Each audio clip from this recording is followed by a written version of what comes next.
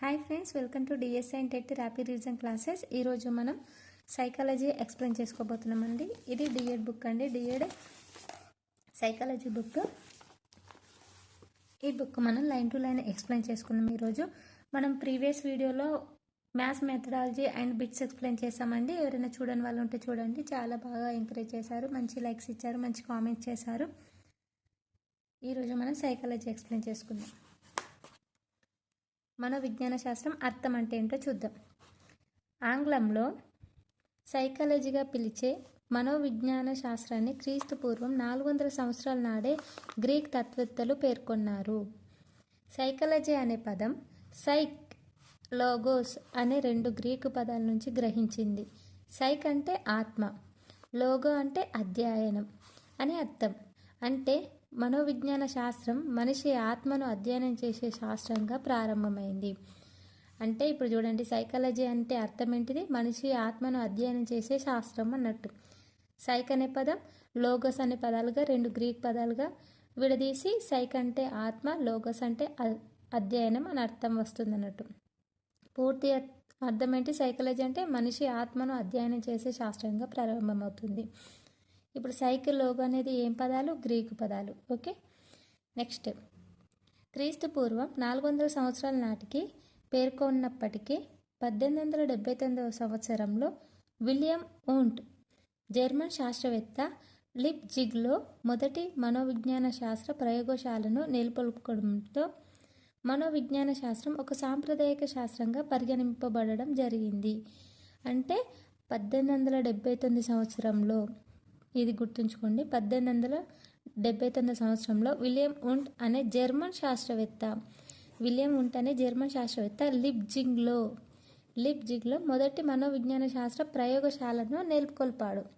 శాస్త్రీయక సాంప్రదాయ శాస్త్రంగా పరిగణింపడం జరిగింది. అంటే మొదటి సైకాలజీ ప్రయోగశాలను ప్రారంభించాడు అన్నట్టు అతను. ఎవరు? William Wundt.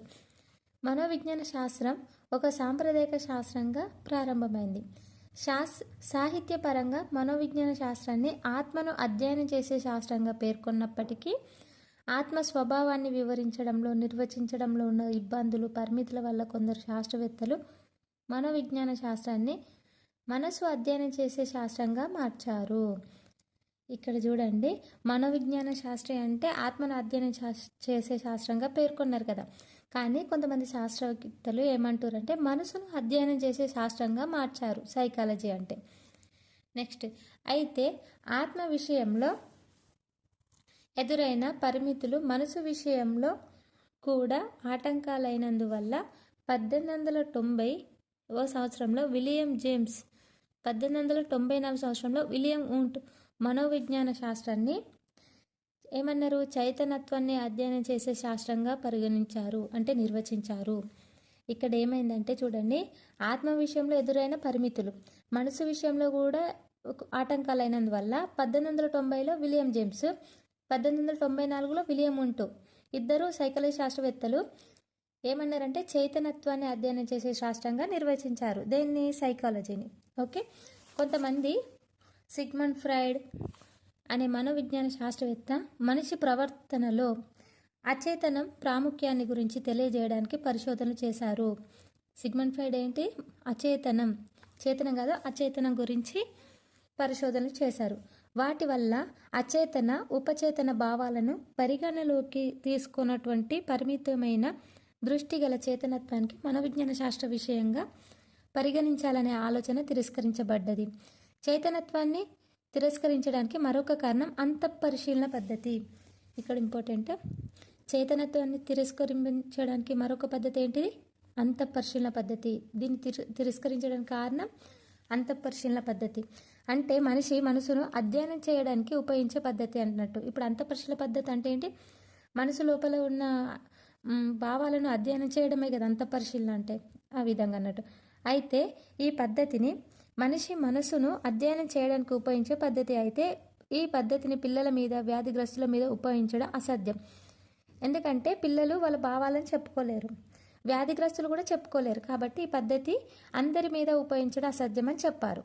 Okay, next. అందువల్ల చేతనత్వానికి మాత్రమే మనోవిజ్ఞాన శాస్త్రం వివరించి నిర్వచించడం తిరస్కరించారు. అందుకే చేతనత్వం మాత్రమే మనోవిజ్ఞాన శాస్త్రం వివరించి నిర్వచించడం తిరస్కరించారు అన్నట్టు చేతనత్వాన్ని.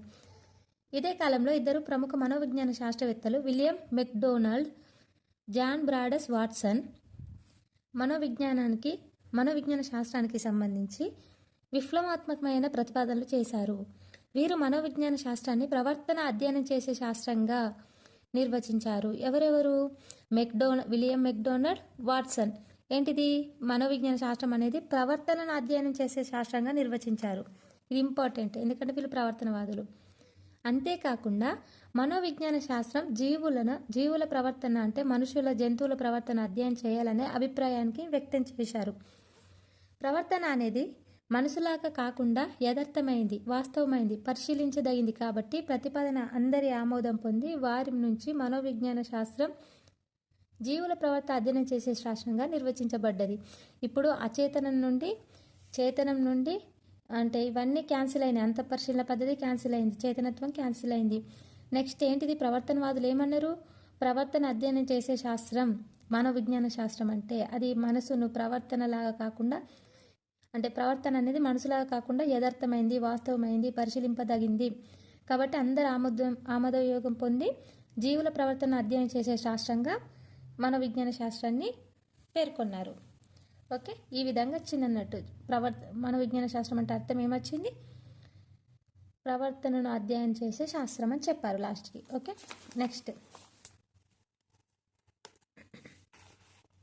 నెక్స్ట్ మనోవిజ్ఞాన శాస్త్ర నిర్వచనం.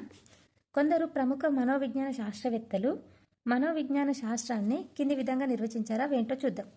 ఫస్ట్ వుడ్వర్త్ ఏమన్నారు? వ్యక్తి తన పరిసరాల సంబంధంగా నిర్వహించే కృత్యాలను అధ్యయనం చేసే శాస్త్రమే మనోవిజ్ఞాన శాస్త్రం అన్నారు. ఎవరు? వుడ్వర్త్ ఏమన్నారంటే వ్యక్తి తన పరిసర సంబంధ నిర్వచించే కృత్యాలను అధ్యయనం చేసే శాస్త్రమే మనోవిజ్ఞాన శాస్త్రం అన్నారు. ఎవరు? వుడ్వర్త్. స్కిన్నర్ ఏమన్నారు? ప్రవర్తన అనుభవాల అధ్యయనమే మనోవిజ్ఞాన శాస్త్రం. ఇక్కడ చూడండి, ప్రవర్తన అనుభవాల అధ్యయనమే మనోవిజ్ఞాన శాస్త్రం. వాట్సన్ ప్రవర్తన అధ్యయనం చేసే శాస్త్రమే మనోవిజ్ఞాన శాస్త్రం. ఇక్కడేమో ప్రవర్తన అనుభవాల అధ్యయనమే స్కిన్నర్, ప్రవర్తనను అధ్యయనం చేసే శాస్త్రమే మనోవిజ్ఞాన శాస్త్రం అని వాట్సన్ చెప్పారు. మరి మన్నేం చెప్పాడు చూద్దాం. నేడు మనోవిజ్ఞాన శాస్త్రం శాస్త్రీయంగా మానవ ప్రవర్తన అధ్యయనం చేయడంలో కూడుకున్నది అని చెప్పాడు మన్. పైన చెప్పిన కొన్ని నిర్వచనాల ఆధారంగా మనోవిజ్ఞాన శాస్త్రం మానసిక ప్రక్రియ అనుభవాలతో కూడుకున్నది, ప్రవర్తన శాస్త్రీయంగా అధ్యయనం చేసేదిగా దీన్ని నిర్వచించున్నారు. నెక్స్ట్ మనోవిజ్ఞాన శాస్త్రం యొక్క సంప్రదాయాలు చూద్దాం. 19వ శతాబ్దానికి మనోవిజ్ఞాన శాస్త్రం ఒక స్వతంత్ర శాస్త్రంగా వెలువడింది. ఎప్పుడు? 19వ శతాబ్దానికి.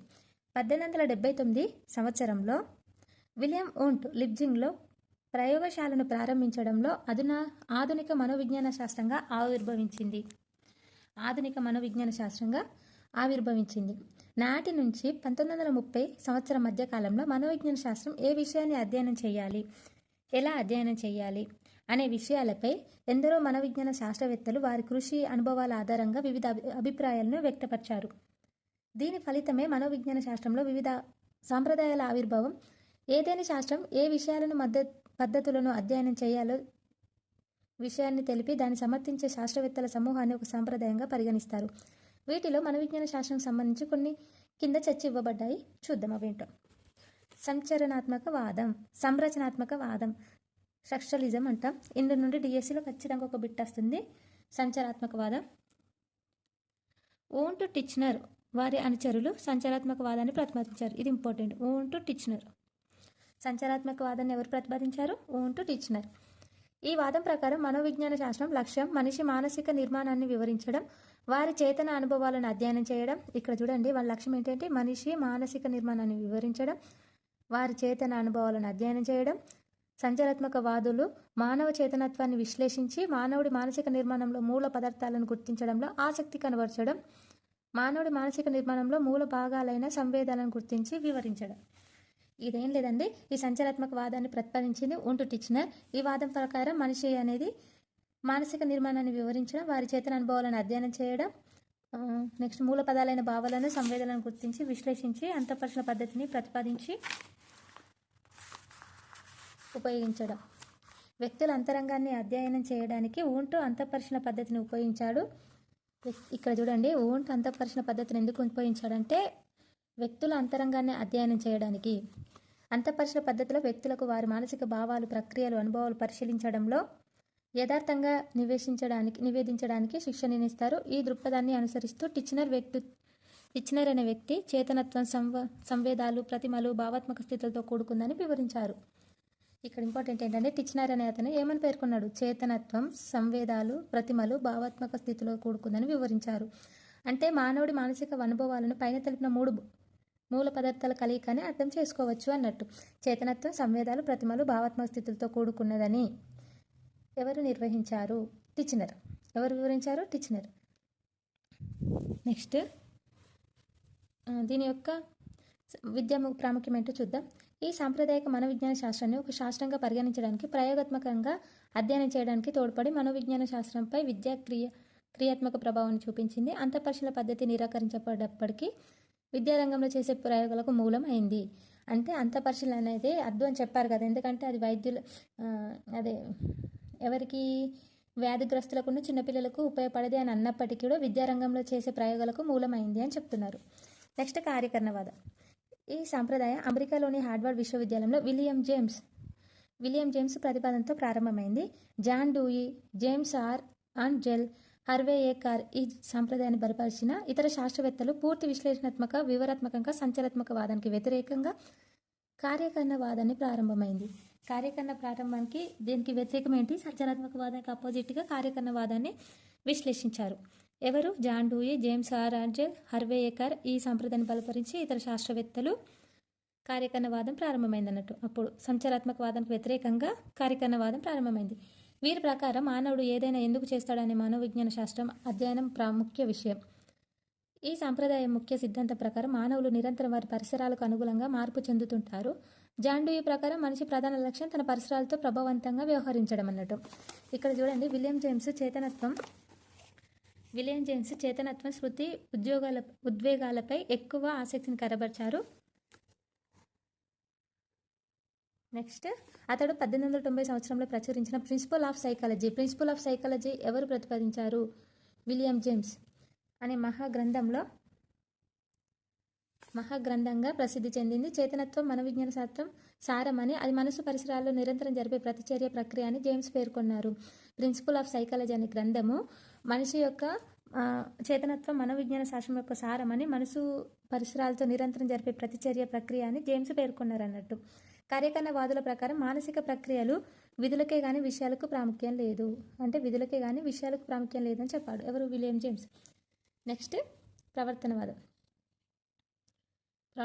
ఈ సంప్రదాయాన్ని 1913 సంవత్సరంలో జేబీ వాట్సన్, ప్రవర్తనవాదుల్లో ఎవరు? JB Watson. ఎప్పుడు? 1913లో అమెరికా శాస్త్రవేత్త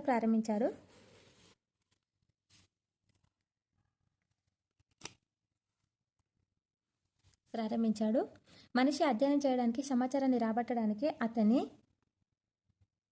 అతని అంతర్గత అనుభవాలు కాకుండా పరిశీలింపదగిన ప్రవర్తనే ఖచ్చితంగా ఆధారమని వాట్సన్ చెప్పాడు. అంటే పరిశీలించదగిన ప్రవర్తనే ఖచ్చితమైన ఆధారమని ఎవరు చెప్పారు? వాట్సన్. ప్రవర్తనవాదులు. అతని అనుచరుల వాదన సంచరాత్మక వాదులు అంతఃపరిశీలనకు ఇచ్చిన ప్రాముఖ్యతకు వ్యతిరేకంగా ప్రతిచర్యగా పరిశీలనపై దృష్టి కేంద్రీకృతమైంది. అంతఃపరిశీలనకు వ్యతిరేకంగా ప్రతిచర్యగా పరిశీలనపై దృష్టి కేంద్రీకమైంది. ఎవరు? ప్రవర్తనవాదులు. వీరి ప్రకారం మనుషులను గురించి శాస్త్రీయ విషయనిష్టతతో చేసే అధ్యయనంలో చేతనత్వం, కల్పన, మనసు అనే భావనలకు తావులేదు. వీళ్ళు ఓన్లీ ప్రవర్తనను బట్టే పరిశీలించిన దాని వాటిపైన ఆధారపడతారు. చేతనత్వం, కల్పన, మనసు అనేది వాటికి వీరు భావనలకు తావులేదు అన్నట్టు. వీరి కేంద్రీకరణ ముఖ్యంగా పరిసరాల్లోని ఉద్దీపన, పరిశీలించదగిన ప్రవర్తన మధ్య సంబంధాన్ని ఏర్పరచడంపై సాగింది. వీళ్ళది ముఖ్యంగా ఏంటంటే ఉద్దీపన, పరిశీలన, ప్రవర్తన, అంతే, వీటిపైనే సాగిందన్నట్టు. మనోవిజ్ఞాన శాస్త్రం ప్రవర్తన శాస్త్రం అని, ప్రవర్తన ఉద్దీపన ప్రతిస్పందనల పరంగా మాత్రమే వివరించగలదని ప్రవర్తనవాదుల ఉద్దేశం. మనోవిజ్ఞాన శాస్త్రం అనేది ఓన్లీ ప్రవర్తన శాస్త్రం అని, ప్రవర్తన ఉద్దీపన ప్రతిస్పందన పరంగానే మాత్రమే వివరిస్తుంది అని ప్రవర్తనవాదుల యొక్క ఉద్దేశం అన్నట్టు.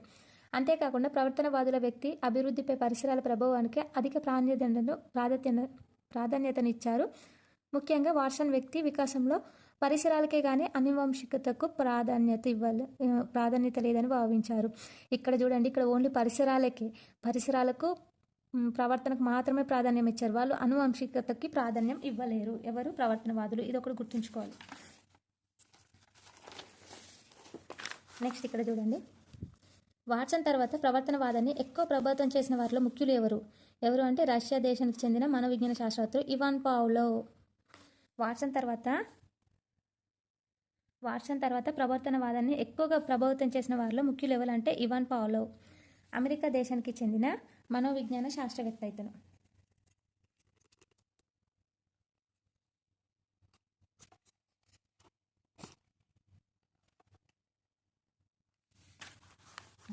అమెరికా దేశానికి చెందిన మనోవిజ్ఞాన శాస్త్రవేత్త. బిఎఫ్ స్కిన్నర్, గత్రీ, హల్, టల్మాన్ కూడా ఈ వాదానికి సంబంధించిన ప్రముఖ మనోవిజ్ఞానిక శాస్త్రవేత్తలు. వాట్సన్ సహా ఇతర ప్రవర్తనవాదులు మనిషి ప్రవర్తన మలచడంలో నిబంధన పాత్ర ప్రాముఖ్యతను వివరించి నిరూపించాడు. వీరి సిద్ధాంతాల వివరంగా తర్వాత అధ్యయనంలో తెలుసుకుంటారు. వాట్సన్ తర్వాత ప్రవర్తనవాదిని ఎక్కువ ప్రభావితం చేసిన వారిలో ముఖ్యులు ఎవరంటే రష్యా దేశానికి చెందిన ఇవాన్ పావ్లోవ్. అంటే శాస్త్రీయ నిబంధన కనుగొన్నాడు కదా కుక్కపై, అతను ఇవాన్ పావ్లోవ్. అతను రష్యాకి చెందినవాడు. మళ్ళీ అమెరికాకు చెందిన మనోవిజ్ఞాన శాస్త్రవేత్తలు బిఎఫ్ స్కిన్నర్ కూడా ప్రవర్తనవాదాన్ని బలోపేతం చేశాడు. బిఎఫ్ స్కిన్నర్, గత్రీ, హల్, టల్మాన్ వీళ్ళు కూడా ప్రవర్తనవాదాన్ని బలోపేతం చేశారు అన్నట్టు వాట్సన్ తర్వాత. దీని యొక్క విద్యా అభిప్రాయంలో ఇంపార్టెంట్ ఏంటంటే విషమయోజన చెందిన పిల్లలతో వ్యవహరించే పద్ధతులు తెలిపింది. ఈ సంప్రదాయం విషమయోజన చెందిన పిల్లలతో వ్యవహరించే పద్ధతులను తెలిపింది ప్రవర్తనవాదం. నెక్స్ట్ గెస్టాల్ట్ వాదం ప్రవర్తనవాదం చాలా ఇంపార్టెంట్ అండి. గెస్టాల్ట్ వాదం సంచలనాత్మక ప్రవర్తనవాదులకు విరుద్ధంగా పెంపొందింది. ఎవరెవరికి? సంచలనాత్మక వాదానికి, ప్రవర్తనవాదానికి విరుద్ధంగా పెంపొందింది. 1912 సంవత్సరంలో మ్యాక్ వర్తిమర్, అతని అనుచరులు Wolfgang Kohler, Kurt Koffka Gestalt వాదాన్ని ప్రతిపాదించారు. ఎవరెవరు ప్రతిపాదించారు గెస్టాల్ట్ వాదాన్ని? Kohler, Kurt Koffka, Max Wertheimer వీరు ముగ్గురు ఎవరు ఇదే వాదాన్ని ప్రతిపాదించారు? గెస్టాల్ట్ వాదాన్ని ప్రతిపాదించారు. వీళ్ళు ఏ వాదానికి విరుద్ధంగా ఉన్నారు? సంచలనాత్మక ప్రవర్తనవాదులకు విరుద్ధంగా గెస్టాల్ట్ వాదాన్ని ఎంకరేజ్ చేశారు. ఇందులో వారు ఎవరంటే మ్యాక్స్ వర్తిమర్, కట్ కోఫ్కా, కొహ్లర్ వీళ్ళు గెస్టాల్ట్ వాదాన్ని ప్రతిపాదించారు. మనుషులు ఇతర జీవులను బాహ్య ప్రపంచాన్ని విడివిడిగా సంవేదాలుగా కాకుండా ఒక సమగ్ర మొత్తంగా చూస్తారనేది గెస్టాల్ట్ వాదం. అంటే విడివిడిగా కాకుండా ఒక సమగ్ర మొత్తంగా చూస్తారనేది గెస్టాల్ట్ వాదం. గెస్టాల్ట్ అంటే అసలు అర్థం ఏంటంటే గెస్టాల్ట్ అంటే నమూనా లేదా రూపం లేదా ఆకృతి. గెస్టాల్ట్ అంటే నమూనా లేదా రూపం లేదా ఆకృతి అనే అర్థం గల గ్రీకు పదం. ఓకే, మనుషుల ప్రవర్తనను ఉద్దీపన, ఇక్కడ జర్మన్ రాశాను నేను, ఇది జర్మనా గ్రీకా ఒకసారి కామెంట్లో చెప్పండి. గెస్టాల్ట్ అనేది ఏ భాష పదం? మనుషుల ప్రవర్తనను ఉద్దీపన ప్రతిస్పందనల సంఘటనలా కాకుండా ఒక సంఘటిత నమూనాగా అధ్యయనం చేయాలని వీరు ప్రతిఘటించారు. విడివిడి భాగాల కంటే ఇది ఇంపార్టెంట్. విడివిడి భాగాల కంటే మొత్తంగా గొప్పదనేదే గెస్టాల్ట్ వాదుల ముఖ్య సూత్రం. ఇది అందరికీ తెలుసు. గెస్టాల్ట్ వాదులు ప్రత్యక్ష వ్యవస్థీకరణ యొక్క సూత్రాలను నిరూపించి అంతర్దృష్టి అభ్యాసన నిర్మాణాత్మక ఆలోచనలకు పునాది వేశారు. వీరు ఏం చేశారంటే అంతర్దృష్టి అభ్యాసన నిర్మాణాత్మక ఆలోచనలకు పునాది వేశారు. కట్ లెవిన్ అనే గెస్టాల్ట్ వాది ఈ వాదాన్ని వివిధ దశలుగా విస్తరింపజేసిన క్షేత్ర సిద్ధాంతాన్ని ప్రతిపాదించాడు. క్షేత్ర సిద్ధాంతాన్ని ఎవరు ప్రతిపాదించారు అంటే cut Levin. Okay, next last ఒకటి ఉంది, మనోవిశ్లేషణవాదం. ఈ వాదం ఒకటి చెప్పుకుంటే కంప్లీట్ అవుతుంది అంతే. లాస్ట్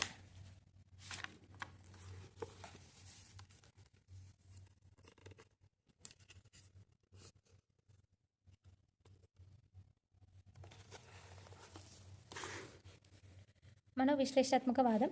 ఈ వాదం ఆస్ట్రియా దేశానికి చెందిన సిగ్మండ్ ఫ్రాయిడ్. ఇప్పుడేమో ఇంతకుముందు గెస్టాల్ట్ వాదాన్ని ఎవరెవరు? Cut Koffka, Kohler, max వర్తిమర్ gestalt వాదం. మనోవిశ్లేషణవాదం సిగ్మండ్ ఫ్రాయిడ్. అంతకుముందు ఏం చెప్పుకున్నాం? కార్యకరణవాదం విలియం జేమ్స్, ప్రవర్తనవాదం జేబీ వాట్సన్. ఇవి చాలా గుర్తుంచుకోవాలి, ఎందుకంటే మ్యాచింగ్లో ఖచ్చితంగా అడుగుతారు డిఎస్సిలో. ఆస్ట్రియా దేశానికి చెందిన సిగ్మండ్ ఫ్రాయిడ్ మనోవిశ్లేషణవాదాన్ని 19వ శతాబ్దాంతరం 20వ శతాబ్దం ప్రారంభంలో ప్రారంభించాడు. ఫ్రాయిడ్ తన రోగుల మానసిక సంఘర్షణ భౌతిక అవ్యస్తలుగా ప్రదర్శించబడడం చూసి ఆశ్చర్యపోయి వివిధ అధ్యయనాలు చేసి ఈ వాదాన్ని ప్రతిపాదించారు. మన ప్రవర్తనకు కారణం మన చేతన మనసులో నాటుకుపోయిన బలమైన అంతర్గత శక్తులే సిద్ధాంతం మనోవిశ్లేషణవాదానికి ఆధారం. ఫ్రాయిడ్ ఇతర మనోవిశ్లేషణవాదుల ప్రకారం మనుషుల తమ బాల్యం నుంచి ఇతరులు లేదా సంఘం ఆమోదించలేనటువంటి కోరికలు అణిచి చేతనత్వం నుంచి అచేతనత్వానికి పెట్టుకుంటారు. ఈ విధంగా అణిచేయబడ్డ భావన మూర్తిమత్వ భంగాలు స్వీయ విధ్వంస ప్రవర్తన ఇతర శారీరక సమస్యలను కలుగజేస్తాయి. ఇలా అణిచివేయబడ్డ భావనలను వెలికి తీయడానికి సిగ్మండ్ ఫ్రాయిడ్ స్వప్న విశ్లేషణ, డ్రీమ్ అనాలిసిస్, స్వేచ్ఛ సంసర్గం, ఫ్రీ అసోసియేషన్, సమ్మోహనం, హిప్నసిస్ వంటి టెక్నిక్లు కనుగొన్నాడు. ఇప్పుడు చూడండి, స్వప్న విశ్లేషణ, స్వేచ్ఛ సంసర్గం, సమ్మోహనం వంటి టెక్నిక్లు ఎవరు కనుగొన్నారు? Sigmund Freud. ఏ వాదంలో? మనోవిశ్లేషణ వాదంలో. స్వేచ్ఛ సంసర్గ, క్లయింట్ హాయిగా విశ్రమించి తమ మనసుకు తెలిసింది మాట్లాడుతుంటే వైద్యులు క్లయింట్ అంతర్గత భావాలను సంబంధించిన సంకేతాలను సేకరిస్తాడు. డ్రీమ్ అనాలిసిస్లో తన చేతన మనసులోని కోరికలు సంఘర్షణలు ప్రతిబింబించే కళలను విశ్లేషించడం జరుగుతుంది. అంటే డ్రీమ్ అనాలిసిస్లో కళలో తమ కోరికలను సంఘర్షణలు ప్రతిబింబించే కళలను విశ్లేషించడం జరుగుతుంది. ఈ టెక్నిక్ ద్వారా క్లయింట్ అణిచివేసిన భావాలను కనుక్కొని క్లయింట్ అర్థం చేసుకొని అతని సమస్యను పరిష్కారం కనుక్కునే ప్రయత్నం చేస్తారు. అంటే డ్రీమ్లనే, కళల్నే, భావాలను అర్థం చేసుకొని దాన్ని పరిష్కరించేటట్టు చేస్తాడు అంటున్నారు. ఫ్రాయిడ్ తన మూర్తిమత్వ నిర్మాణాన్ని విశ్లేషించడానికి ఇడ్, ఈగో, సూపర్ ఈగో అనే 3 భావాలను ప్రతిపాదించాడు. ఇడ్, ఈగో, సూపర్ ఈగో అనే భావాలను ఎవరు ప్రతిపాదించాడు? ఫ్రాయిడ్. అతని ప్రకారం మనిషి మనసును చేతన, ఉపచేతన, అచేతన ప్రక్రియలుగా వివరించాడు. చేతన, ఉపచేతన, అచేతన 3 ప్రక్రియలుగా వివరించారు. Alfred Adler, Carl Jung Freud శిష్యులుగా మొదలుపెట్టిన కొంతకాలానికి వేర్వేరు సంప్రదాయాలను ప్రతిపాదించారు. ఎరిక్ ఫామ్, సలివన్, ఎరిక్సన్ వంటి శాస్త్రవేత్తలు ఫ్రాయిడ్ సిద్ధాంతాలు మార్పులు చేసి మనిషి మూర్తిమత్వ నిర్మాణానికి కారణంగా కాకుండా ఈగో కర్తవ్యాలు, సాంఘిక అవసరాలు వంటి కారణంగా విశ్లేషణవాదాన్ని అన్ని దిశలకు కూడా వర్తింపజేశారు.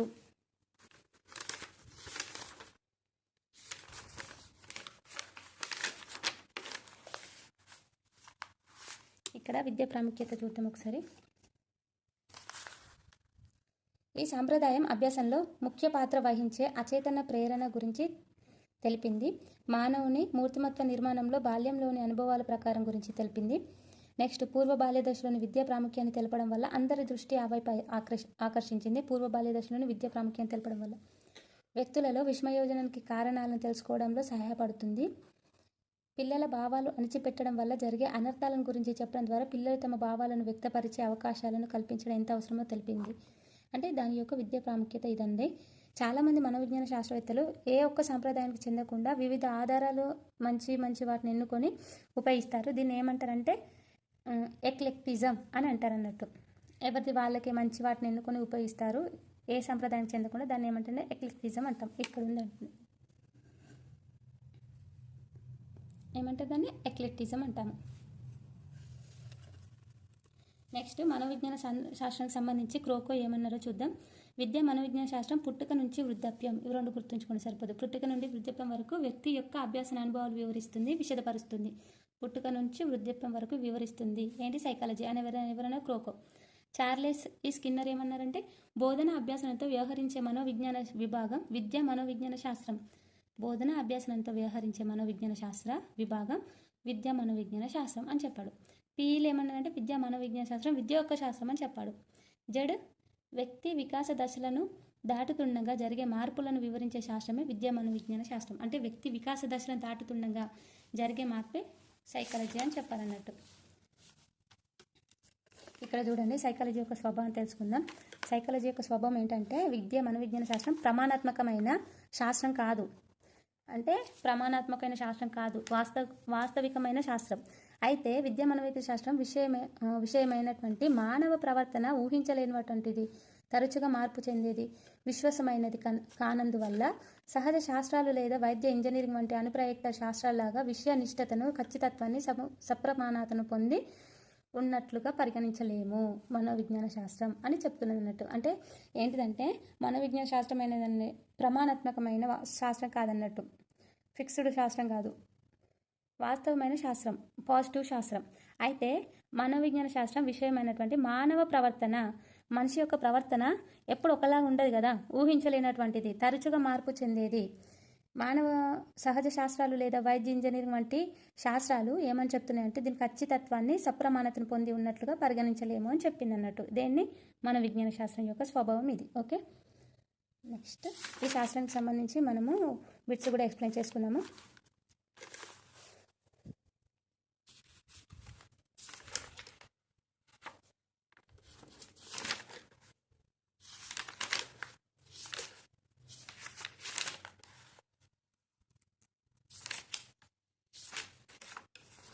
ఇక్కడ అంత పరిశీలన పద్ధతి ఇవి ఎక్స్ప్లెయిన్ చేసుకున్నాం, కానీ ఇవి కూడా చాలా ఇంపార్టెంట్. ఏంటి అంటే ప్రయోగాత్మక నమూనా, నెక్స్ట్ ప్రయోగాత్మక పద్ధతి, అంత పరిశీలన పద్ధతి, పరిశీలన పద్ధతిలో 2 ఉంటాయి, సహజ పరిశీలన, అసహజ పరిశీలన అని. ఇవన్నీ మనం నెక్స్ట్ వీడియోలో ఎక్స్ప్లెయిన్ చేసుకుందాము. ఖచ్చితంగా నేను టెక్స్ట్ బుక్ ఎక్స్ప్లెయిన్ చేస్తానండి. ఇందులో నుండి బిట్స్ ఎక్కువ వస్తాయి కాబట్టి మనం ఇది టెక్స్ట్ బుక్కే ఎక్స్ప్లెయిన్ చేసుకుందాము. డైలీ టెక్స్ట్ బుక్ ఎక్స్ప్లెయిన్ చేసుకోవడం వల్ల టెక్స్ట్ బుక్ లేని వల్ల కూడా చాలా ఉపయోగపడుతుంది. ఇక్కడ సర్వే పద్ధతి కూడా రాసుకున్నాను, ఇది కూడా ఎక్స్ప్లెయిన్ చేసుకుందాము. ఓకే, ఈ వీడియో మీకు నచ్చినట్టయితే హైప్ ఇచ్చి ఎంకరేజ్ చేయండి. ప్రతి ఒక్కరు హైప్ ఇవ్వడం వల్ల ఈ వీడియో చాలా మందికి రీచ్ అవుతుంది. ఓకేనా, లైక్ చేయండి. మీ సపోర్ట్ చేసినందుకు చాలా చాలా ధన్యవాదాలు. Thank you.